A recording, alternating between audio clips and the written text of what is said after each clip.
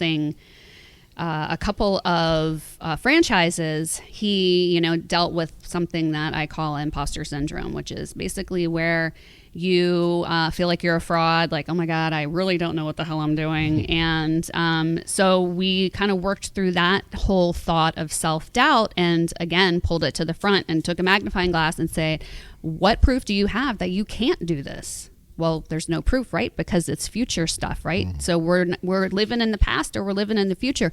Well, what proof do we have that you will be successful? Well, he's got a track record, right? He's been through every hard moment in his life before now, and he's gotten through with flying colors. He has his own business. He's struggled through. It doesn't matter what happens because he's going to make it work. And that's really important when you're having anxiety about things that are coming up in the future. You don't know what's going to happen. You can create some negative shit if you got the wrong thoughts. Yeah. If you don't have proof that what you were doing or what you're going to do is going to be negative, then your thought has to be canceled. Yeah, I had this question has really been in my head a whole lot while we're talking about this. There's a couple questions if you don't mind. Yeah. Do you find most of your clients are like, you said about 70% male, are they like mostly successful men, business owners, entrepreneurs? Yes. I asked that because I was sitting there thinking about it the whole time. I was like, you never really hear about people who, quote unquote, don't have anything to lose, having this, or having these negative mindsets. Do you think that's really, you think they really don't have the mindset? Is that what you think? No. What I'm saying is, it's just find it super interesting that these, I don't just say successful. Don't have to say ultra successful, but successful community leaders, business leaders, so on and so forth, are the ones who need these. Who need we all need right. it. They just recognize that they want to go further. And they want to figure out how to do that. It's just the whole self-development thing. They know that they can probably do it, but with the imposter syndrome, I think it's a good thing to hit home again. Everybody deals with it. Even the uber successful people, like, they still have doubts. Like, damn, if they knew that I had no fucking idea what I'm doing, I'd be in trouble, right? Let me re-clarify before you finish your statement. Yeah. I think where you're going with this is that people, if you're not ultra successful, if you're just going through life, living life, just working, struggling, you don't necessarily have time to talk about and think about imposter syndrome because you're so busy just living life. Is that where you're going? Definitely along the lines that definitely there's something else I'm trying to reach to, but that's definitely going the direction I'm trying to take this. So it's unfortunate because that is where people fail, is through inaction and believing that they can't change their lives. But is it? I think it's more than that. I think that sometimes it could be a financial situation, like somebody might would know something about something that you're doing, like some type of work like that, but don't know how to access it, two can't financially afford it. And if you're somebody that's living paycheck to paycheck or trying to feed your kids and you have 3 jobs, when are you going to find time to do that? It's not that you don't recognize it. You may not literally have the time. You need help. And sometimes you need help and you don't even know where to ask for help. Or if you know even if you know where to ask for it, you still, for whatever reason, whether it's financial or whatever, you can't get, you don't have access to it, immediate access to it. So I don't think it's that, I don't necessarily think that, that I think all people recognize when they're ready. Unless they have You think so? Unless they're narcissist or something like that, I think everybody in life recognizes they're ready in what aspect? Ready for help. Ready for help. Okay. Everybody reaches an impasse in their life. Every person, whether it's you're 20, you're 30, 40, 50, whatever. Everybody at some point, something's going to hit you, slam in the face, and you're going to be like, shit. Everybody. I like how you put that. I don't know about that. Hold on. Everybody. Hold on. We were just talking about that situation. You think that person has reached that point? No, I mean, he's definitely hit rock bottom. But I don't know if he's reached rock bottom is relative to that person, not to you. You may think that they have hit rock bottom, but they may have. Oh, it's rock bottom. But it's rock bottom to you, your thought. But to them, it may not be, because there's people I know that have been drug addicts, and I'm thinking, God, where else can they It's go? the Can mindset. They, It's the mindset, Well, right? one thing I realized that the rock bottom is not necessarily where you make a change yet. That's something we got to get past that. Oh, you got to hit bottom before you. Like I said, Some people will just stay there. Well, some people do. Exactly. But I like what she said though, because I was having this conversation. I was talking about my battle buddy. I was having a conversation with him the other night. He's going through a divorce, and there was a kick in the ass that something happened to them that got him to this point, because now he's happy. They're both kind of happy being away from each other. People reach an impasse or a nexus or a crucible. Words. Big point, words. Well, yeah, what I'm saying. The point being, whatever. I was giving those words because it's whatever you want to call Yeah. it. They're great. A fork in the road. right. A crossroads. And it may not be it might not be super extreme. It could be very little. Right. Mindset coach. I think. Chime in. So I think yeah, when I you- was just gonna say to kind Throw of it to you. piggyback on what you were saying. There will always be an excuse. You will always have an excuse about why you can't make your life better. If it's important to you, you will make time for it. Yep. Yeah, True. and that's, No. what, and that's what's happening. That's one of my sayings. No, oh I my agree. God, I'm that's just one of saying, my. I might not be able to do it right now. Like, I'm in an impasse in my life, right? Right. And I'm doing different things. I can't necessarily do the things that I want to do. I may want to do something that's way up here, but Well, I you get can't do there. that. But I'm doing these baby steps to get to where I need to go. That's it. That's That's all. all I'm doing. That's all you have to Well, that's do. all I can do at this moment. Yeah. But my thought process is I want to go here to get to where I want to go. But right now I can only do here. If it's you can only read a book, then fine. Yep. You know, whatever it is that they can do. But some people, It's taking action. The only taking true action, yeah. failure is Inaction. not taking action. Yeah. Can a person truly just be content? I mean, you saying that trying to reach for your better self, go further in your life. Can an excuse be? Can someone say, you know what, I'm content with where I'm at? Yeah, but are you miserable? You're miserable. But though. no, there's a thing. What I say. I'm It's like good sometimes this enough. person. It's like, it's okay, good enough. I'm 90%. Like, it sounds so bad, but I'm like, say it. you know, it's this dichotomy of you have to accept yourself and love yourself as you are and where you're at, but you should always be better and you should grow and you should change. And I'm like, It sounds exhausting, right? well, I I'm really good. like who I am. I'm sorry. good. I know that's really like No. crazy No. and narcissistic Girl. sounding. No, yes. But I'm like, I love hanging out with me. I think I'm Right. super fun. And I agree. And I love that you use the word dichotomy. I'm a, Right? and you know what else I say to people? I'm an asshole, but I have integrity about it. Right. You're at So if least you- honest with yourself. So if you don't want, No, if that's you what I don't said. want the truth, don't come to me But for advice. I think right, that, Pat? I think that statement is very it's taken more. It should be more. It should be taken more broadly. Because yes, I'm content with. I love who I am. I'm a great person. I'm a wonderful person. I'm Yes, a you great are. friend. I'm a great mom. I'm great. You got me a gift today. I mean, hello. I want to throw out You're a some great energy sister stuff wife. real quick, okay? Because we were just talking about impasses and like you get to a point where blah blah blah. I firmly believe God, the universe, the higher power, whatever your thoughts are on higher power. You will have clues in your life as to whether or not you are on the right track, and the universe is going to start throwing pebbles at you to get your attention. And when it's Then not a they're going to boulder. start throwing boulders at you. When it's not a boulder. And then there's going to be a fucking atomic bomb on your Just ass. drop it. Facts on that. And you're going to be like, "Oh shit, now I don't have a choice. Right. Now I'm backed up against the wall. Now I've got to do it."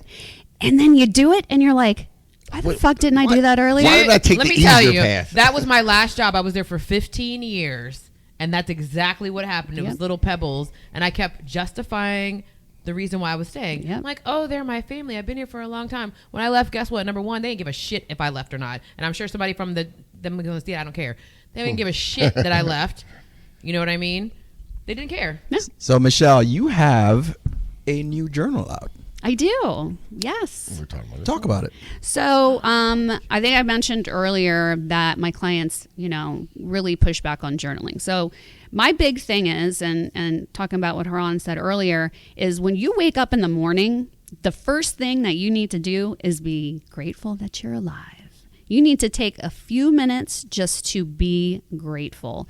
And a lot of people will just go straight to their phone. Your brain, it needs time to wake up, right? You need to set your intention and your tone for the day. So, for example, when I teach people the power of gratitude and how they should think about these things that they're grateful for, it's not just like, I'm thankful for my house, I'm thankful for my kids. No.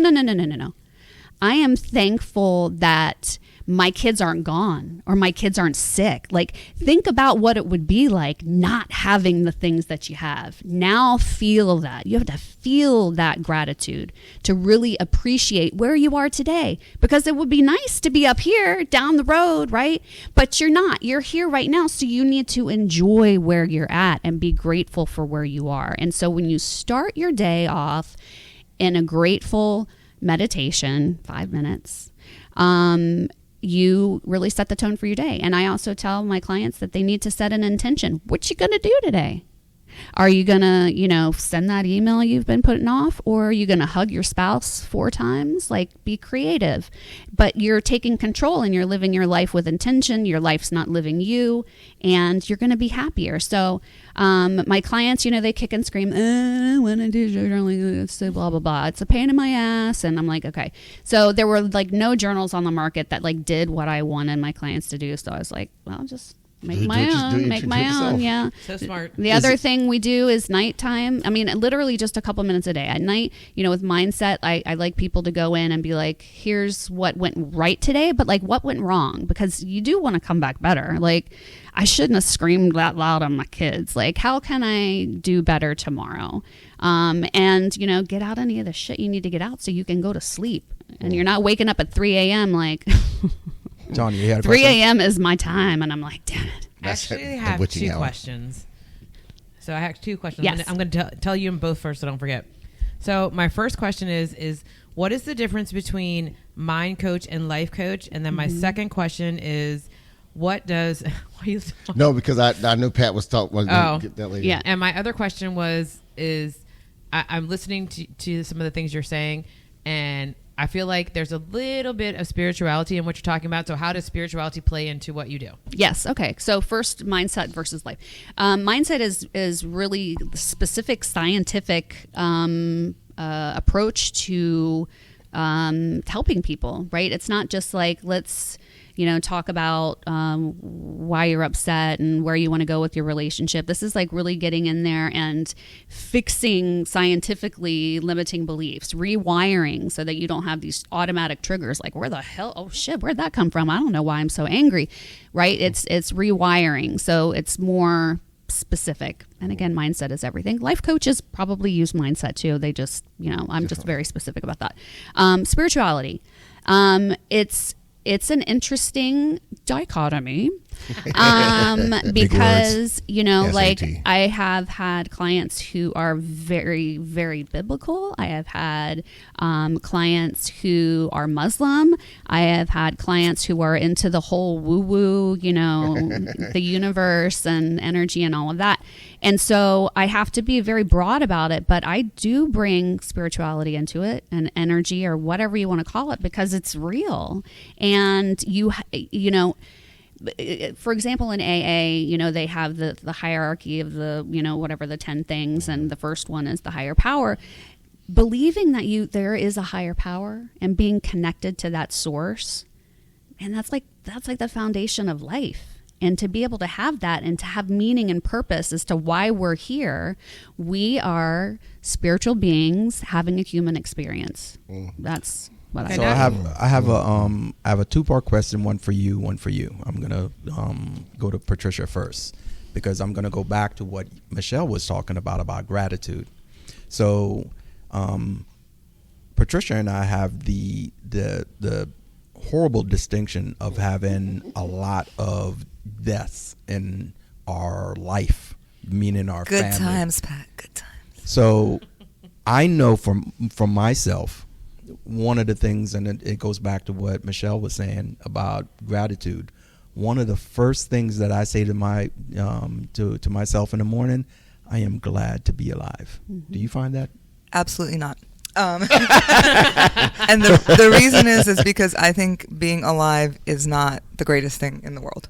I think being able to live life in a body that functions well with a certain amount of like financial stability and being able to do the things that you want to do is living. Being able to live on So your own like terms. I have a very, distinct medical power of attorney that says, do not intubate me. I do not want to come back from a car accident and give a speech on resiliency in a TED Talk. I have no interest in that. Zero. It's so funny that you say that because part of what I have written down for myself is if I'm going to have to come back and drool out of my mouth, let me go. Word. I don't want to live life like that. And this is very interesting because my friend who passed away on Tuesday, she had stage 4 cancer and she wanted to be alive. And that hospice That's so sad. I know. Thank you. Yes. Rest in peace, Kristen. She was very young, 48, just turned 48. Found out the day before her birthday there were no more treatments that they could do. And so we did like a month of hospice. And she was fighting that. She wouldn't sleep the last few days because she was, worried about dying because consciousness to her was like the biggest thing. And her husband was amazing. And we all honored that. But we were like, oh my God, like some days you look at her and you're like, this is it. This is the moment. And she'll be like, next day you walk in, she's like, hey, I want my hazelnut latte. And she'd like hold this latte, right, that she could only take a sip of. Mm-hmm. But she held on so much. And we all talked about like, and for a minute she had me where I was like, maybe I'm the crazy one. Maybe I would want these moments of consciousness, with my friends, because I also don't have really deep beliefs of what happens. I do like to think that there's a collective energy. My dream is that we find out why we're in this purgatory hell of an earth, and which has many wonderful things, has many, many wonderful things. And Could be heaven. We don't know. I am grateful for all the little. I am grateful for dumb things like a perfect latte, where the like foam is velvety, or like my dog's wet nose, or whatever. I love all of those. Those bring you joy. They don't have to be dumb. Those those little tiny things. But I hope that we reunite with this like amazing. And I was telling her that I was like, maybe it's nothing, but maybe like you'll feel all the energy of all these other people that have passed around us, and it's not going to be recognizable in the way that we think like, oh, hi Michelle, hi, we're here in heaven. No. Can I get on your cloud? Right. Like it's just I'll feel you, right? Like and I hope that that's what she got. But yeah, so just being alive. But I think that that's what Michelle means, like being grateful for living, not just existing. Well, right? and also But each person has to decide what quality of life is for them. And for me, it's this, or we're not doing it. I want to talk about the death real quick because, well, first of all, it is also about the pain that is left in the wake of your death. And so that goes back to like the feeling like, what if I wasn't here? So then being able to wake up and be happy to be alive because, your loved ones still have you. I have goosebumps a little bit because, earlier I was talking about how there's a reason for all of us to be here today. What really got me on my coaching journey was I had 11 deaths in 4 years. Oh, girl, you just topped us. Wait, okay. I'm just saying. I have close. goosebumps. I'm close. And I had a spiritual crisis where I just didn't know what I believed anymore. Having to go through. I mean, it was brutal. Were some of them what I would call young? Some of them were old. Some of them were totally taken, like super young, 32. Right. Just across the board, all kinds of stuff. And I was like, okay, universe, like what's my lesson here? And I was completely lost. So I did get a spiritual coach. And, what helped me through this whole process of grieving and stuff was meditation. Because in meditation, you can really reconnect with your energy and a release. It's funny because it's magical, man. I'm telling you, meditation is the way to go. It helps with everything. It does. Yeah. So my friend's husband has been doing guided meditation through all this, and he's not the kind of person who usually goes for that kind of thing. And he's like, yeah, it's been actually really helpful. Mm-hmm. And I mean, I'm glad he's taking steps to help. It's about consistency. You just have to keep doing it. So I have my 2-part question was about journaling. Mm-hmm. Is it the act of journaling or is it the thought that precedes the journaling? It is getting the thoughts out of your head and onto paper to see them. because when we just go through daily life, like I said, we got 60,000 thoughts, running through our minds a day. We don't know what we're thinking. We don't recognize what we're grateful for. We don't check ourselves on the mistakes that we've made. We just let our minds go. And by taking control of that and saying, all right, here I need to actually live with intention and know what I'm thinking, so I know what I'm doing. It's getting the shit out of your head and down on paper so you can look at it, or on your phone, or on voice notes, I was just about to say. or whatever. Like, it's just getting it out of your head so you can actually analyze what it is you're doing to yourself every day. But how does that I guess meditation, you're not writing that down. You're clearing your thoughts. Mm-hmm. They're two different things, I think. So what do you do first? Do you meditate first or you journal first? Well, I have my clients journal first, and with the 5-minute meditation, and this is all a process. Like, I can't go in there and be like, here's what we're doing, right? It has to be in simple steps, like, and then in 2 weeks, then we're gonna, and 5 minutes, it sounds like not a lot, but it kind of is for people who have never meditated. So we start at 1, 2, then 5, then 10, then 20, and then however long you want. But after you wake up, if you want to just have a quiet moment of meditation, of just letting your brain wake up, that's a beautiful thing. So, quick question: what's the question I want to ask here? How did the experiences that you have in your life, the deaths that you had, the divorce, dealing with your kids, how did that affect your worldview? I think that, we were talking a little bit about how, I raised the kids to kind of think for themselves. Being a Gen Xer and not having my parents around, you were kind of raised to think for yourself. And growing up where we grew up was a beautiful thing. I mean, just a melting pot. It was love. It was sisterhood, brotherhood.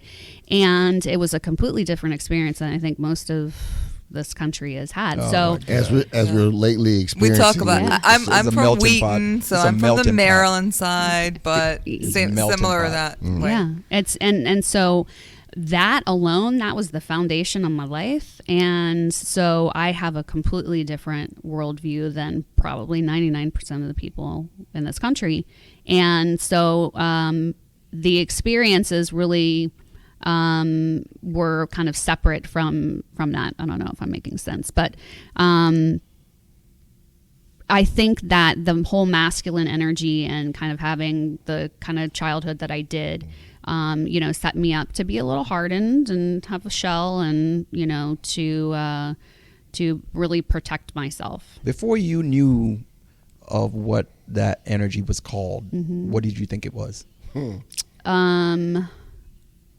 My mom I can't remember. My mom had like it was a brick wall.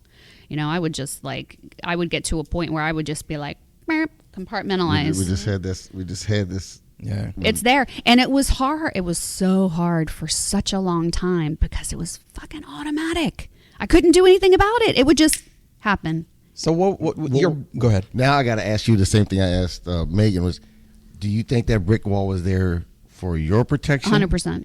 So, okay, so yours, you already know, because remember hers was, I asked her if it was there for her protection, or was it for her, or was it there for her to keep people out, to keep people away, to protect them from her? And she had like a 50-50 answer, right? So it's very interesting. You automatically, it's 100% for your protection. Yeah, yeah. Your book. Yes. So my book is Running Down a Dream, The Ultimate Beginner Guide to Manifestation. Cute. Thank you. I'm very big into manifestation. I have manifested some really cool shit in my lifetime. One of them I'll share. It's kind of funny. So my daughter, she graduated from college and, went and took her out on the town. This also happened on her 21st birthday in New York City. But so, and this goes to like a mindset thing, should we see this club? And there's like a long line, we can't get into that club. I was like, why not? I was like, step aside. Let me show you how mommy does it. And, we walk in. She's like, how did that happen? I was like, it's act as if. Act as if As you you belong. belong. You just and what's the worst thing that can happen? They say no. Okay, thanks. So with manifestation, there's all kinds of different things that you can do. Visualization, meditation, obviously mindset and positive thoughts, taking action instead of inaction to march towards this seemingly impossible goal. But it's not. And I've seen it work in my clients' lives, whether they know that I'm helping them manifest or not, because it's too woo-woo. That's really what we're doing. We're manifesting their goals. And, I wanted to keep it simple for people who maybe, were curious, but just wanted really basic stuff. Mm-hmm. Yeah. So, what point in your life did you write this book? I wrote it. I actually wrote. The funny thing about this book is it was a blog post gone wild. I was writing a blog post and I looked down and I had like 9,000 words and I was like, oh shit! I should. I make was a just book. write a book. I should just turn this into a book. So I did. Yeah. Pre or post breakup? I'm sorry. Was it a pre or post breakup? marriage? We were separated. Yeah. Yeah. So was, We were separate.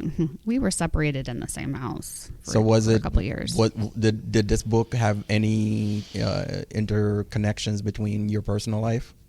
In the past, it had been, but my manifestation didn't come until the universe dropped an atomic bomb on me. You mind You sharing? ignored your pebbles and boulders. Yeah, What was the I did. atomic bomb? I did. If you don't mind. No, I mean, I'll be completely vulnerable.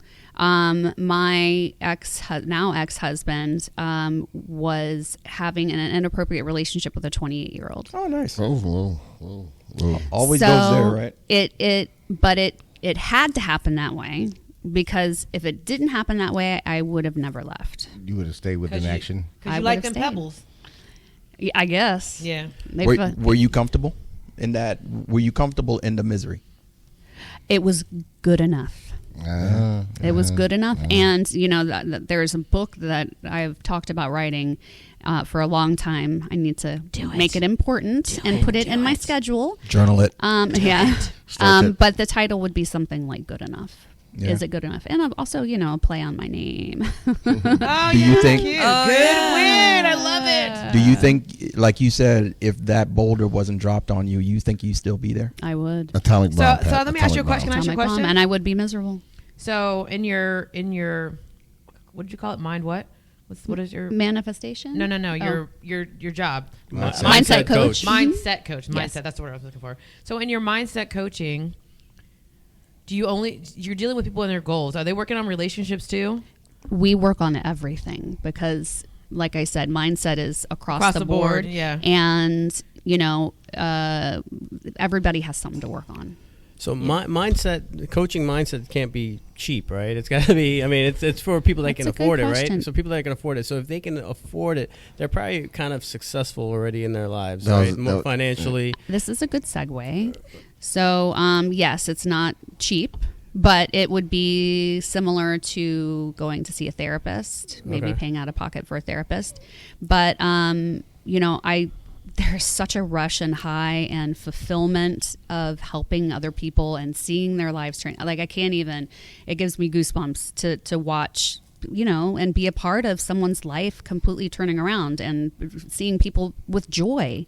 And so I've created a group coaching program that is going to offer similar personalized coaching, but in a group atmosphere, which is great because then you're with like-minded people. There's extra accountability, and it's at a super affordable price point where people who don't have a lot can get in and get mindset coaching that they need at a price they can afford. It's like a subscription. What's your advice for someone who's like in this area? Say they make $50,000 a year, which is nothing. Maybe they have one kid. Maybe they have no. It doesn't matter.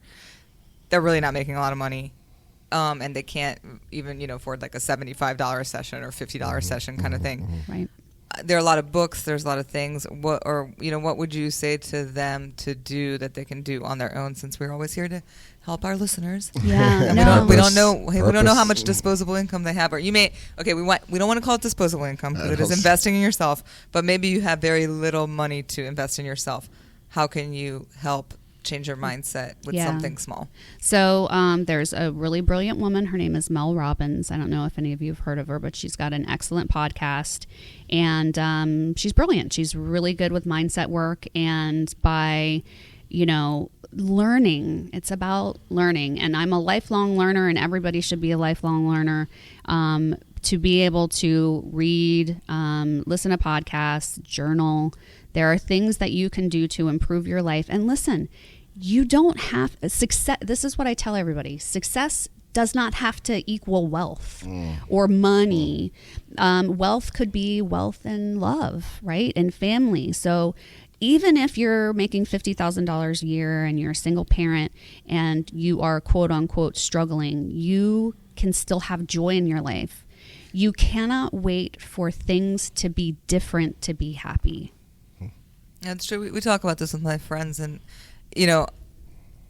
and when I talk about like not really being like super focused on this development and change, when I talked about like, oh, I'm happy with who I am, I think I grow through the experiences I have, right? Like podcasting with people or whatever, or like I do listen to podcasts, or sometimes hear a book because I don't read that much. Audible, yes, I yes, hear yes. it. So I just think it's organic. I'm very big on my life being like organic and not Same. like I think it just comes naturally. So I want to clarify that part. But my friend Ellen always talks about we've all lost a couple of these friends. No one can top Michelle over here, but but like in our friend group, we lost 2 friends in 2 years, both to stage 4 cancers. In their mid 40s.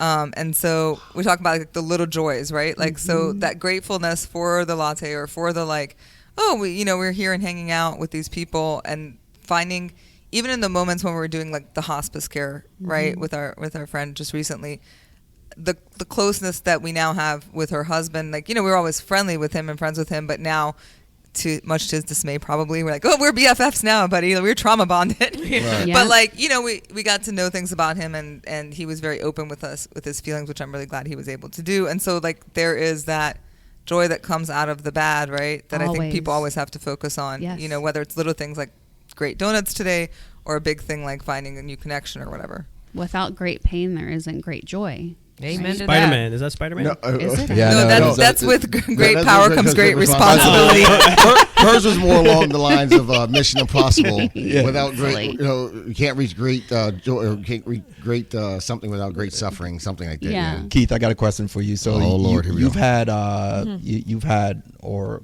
are continuing a therapy session, right? Yeah. Do you guys talk about mindset type deals? It's funny. It's funny you should say that, because I was thinking about that. There's a couple things I was going to ask her later along those lines. He's never actually said anything about mindset, but that's exactly what we're doing. He's working, like some of the stuff she's talking about.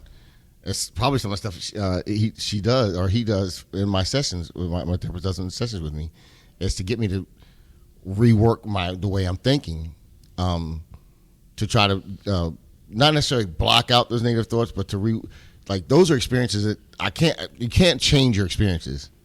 I mean, you can't reach back into your past or take a time machine back and say, oh, well, we don't like this, so let's just take it out. It's going to be there.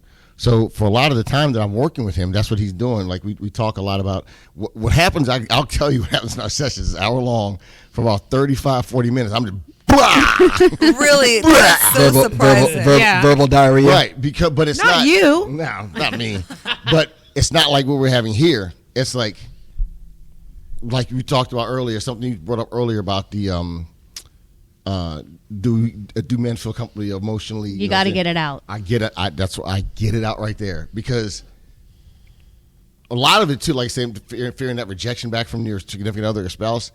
I feel like, man, if I unload this crap on her, she's gonna be like, oh shit, what the hell? I've got to get me and these kids away from this crazy mother, So I don't do it there, but with him, I can just sit there and just blah, I mean, every negative emotion I've had, every negative thought process I've had, and he just calmly sits there and we talk. We're having like conversation, but I don't realize it till towards the end. It's that he gives me certain things to do, certain projects, certain whatever you want to call them, that are actually working on changing my mindset or how I approach my daily life. Like part of my things was dealing with management at work, right? The ignorance of what we've broken it down to, And instead of me saying, damn, here I go over here to this place again, and get my anxiety or something up, he gets me to work on going, you know what? I'm healthy enough and happy enough that I get to go. Right. There. Exactly. But what you just said is basically what Michelle just said. That's what I'm saying. That's what. Yeah, but usually therapists use something called cognitive behavioral therapy. Yeah. CBT. Which here's the difference. As a mindset coach, I can say whatever the fuck I want to say. I was about to say the same thing, right? Therapists just sit there and listen. They have to be careful. Right. They have to be, they've got to be careful about what they say. they've got their, license and all that stuff. I can look at someone and say, you are an asshole and you need to change your act. She looked at me. Tay-Tay. Just for those who are listening. Wait a minute, didn't you say that? I know. It's okay. Integrity. Hey, With look. integrity. Hey, Tay. It's all good. If somebody thinks you're an asshole, that's their problem, not yours. That's the right. We know what you that's think, the Pat. Melania coming out of you. Don't worry. Yeah, that's right. Hey, man, I don't Wait, care. so Pat, do you feel grateful to be alive each morning? Yeah, actually, I do. I mean, it's a good thing that you said that, because in my mom and I, we have this running joke, is that family members don't want to be around us because we've had so many deaths in our family. So it's a running joke, but what grateful means for me is not. I'm not where I want to be in life. And actually, I just thought about this yesterday. But I am grateful for what I have, and grateful for that I get to get up again and do it over again. You know what I mean? Mm-hmm. It's all about the opportunity for me. Mm-hmm. It's so interesting. We were talking, and when we were setting up, and in pre-production, how this podcast came about, and this podcast came about after the death of my brother, right? So I've always thought about, and people would think that I am not an introvert. I am one of the biggest introverts ever. But when I'm in a certain environment, Right.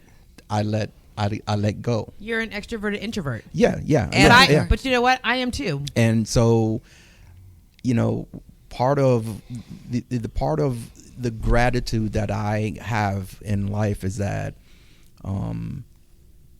I can affect people's life in a positive way.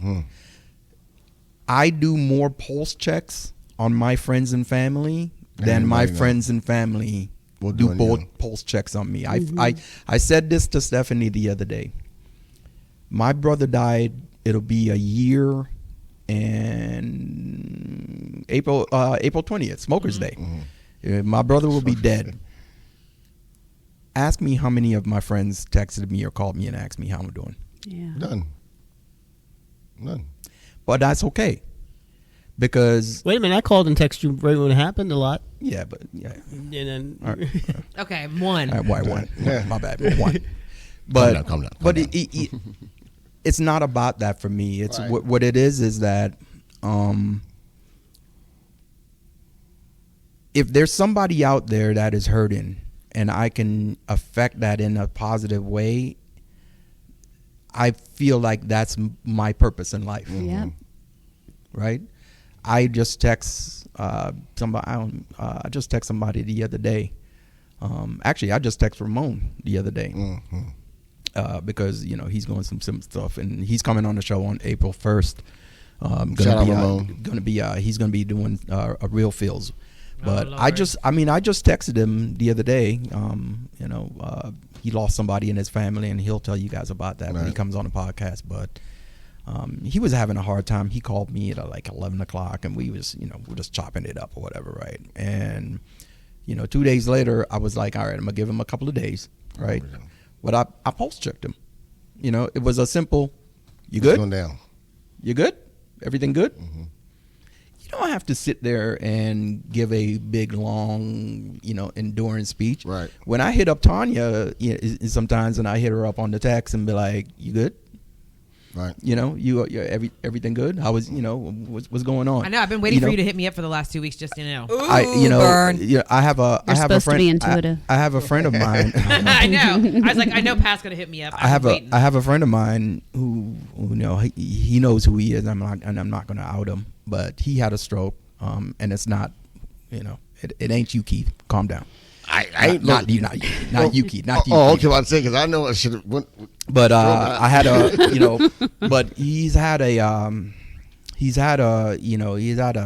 tough go at it because speech impediment, Right. Paralysis but when I hit him up and I talk to him, I always tell him, don't look at the person that you were, right? Because You're not that person anymore. You're not that person anymore. Right. Look at the progress you have made since this happened to you. You're able to actually be in a wheelchair now and push around yourself. You're able to go up and down stairs. You're able to stand up. You're able to actually put a coherent sentence together now again. You probably won't ever be that person that you were. No. You know what I mean? You could be better though, right? Yeah, in a different way. Yeah. In a different way. Yeah. Look at you doing the resiliency TED Talk already. Yo, I tell you, man.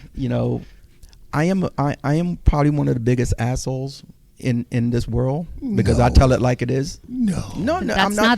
that's not a quality trait of an asshole. Okay, I tell it like it is. That's a good thing. Yeah, I tell it like it is. That's me too.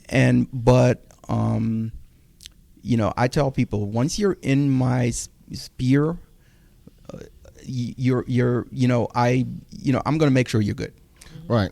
You know what I mean? I'm gonna make sure you're And he's good. gonna cuss you out. No, he's gonna cuss you out. I'm But gonna cuss you out. But But he's gonna give you a hug though. That's afterwards. no, that's him making sure. I'll give you a good. verbal hug. That's Yeah. a verbal hug. Verbal. I realize that Pat, like sometimes Pat probably doesn't call me as much as he maybe even I've noticed, y'all probably noticed. I see your ass every 2 weeks though. Exactly.